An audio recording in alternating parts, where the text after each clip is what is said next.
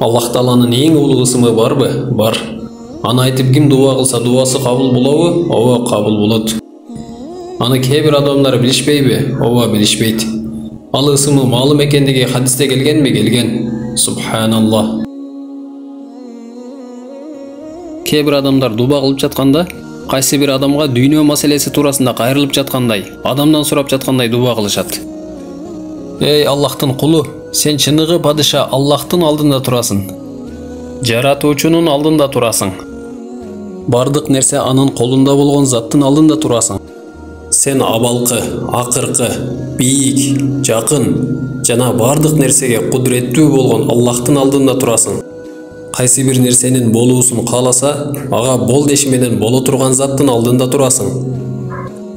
Пенде бул улуу Аллахтын алдында алсыздыгын көрсөтүп сынып туруш керек.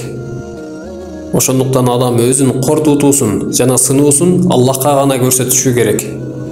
Адам өзүнүн сынгандыгын жана кордугун Аллах Тааладан башкага арнабаш керек. Кээ бир адамдар Аллахка эмес, адамдарга жалынып жалбарышат. Ооруп жатам, дарага, ооруканага акча бериңизчи деп жалынышат. Эй бир тууганым, мындай жалынып жалбаруу бардык нерсе колунда болгон бир гана Аллах үчүн болуш керек. Ошондуктан жалынып жалбарып дуба кылуу бул дубанын кабыл болушунун себептеринен болуп эсептелет. Толук моюн сунуу, сүйүү жана коркуу болуш керек. Аллахка жалбарганда дене мүчөлөр дагы баш ийет. Сүйүү, коркуу бул жүрөк амалдары. Мына ушул амалдар жана адептер орундалса, сенин дубаңдын кабыл болушуна себеп болот. Аллах Тааланын эң улуу ысымын айтып Аллах Тааладан сурагандар аз. Сүйүктүү пайгамбарыбыз ким Аллах Тааланын эң улуу ысымын айтып Аллах Тааладан сураган болсо, анын дубасы кабыл болорун айткан.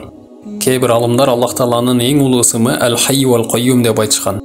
Кээ бир алымдар Аллах Тааланын эң улуу ысымы Ла илаха илля антал ахадус самад аллади лам ялид ва лам юлад ва лам якул лаху куфуан ахад деген дубада деп айтышкан.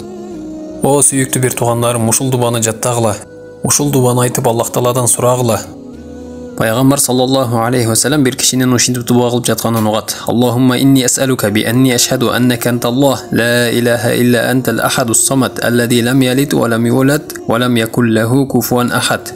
Ошондо пайгамбар саллаллаху алейхи ва саллям менин жаным анын колунда болгон затка ант болсун. Чындыгында бул киши Аллах Тааланын эң улуу ысымын айтып дуба кылды.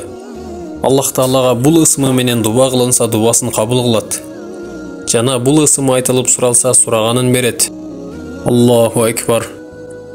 Дубанын жана дубанын кабыл болуусунун эң чоң ачкычтарынын бири, Аллах Тааланын пенделерине берген эң чоң жакшылыктарынын бири бул ушул дубаны пенделерине үйрөткөндүгү. Эй иман келтирген мусулман, ушул дубаны жаттап ал.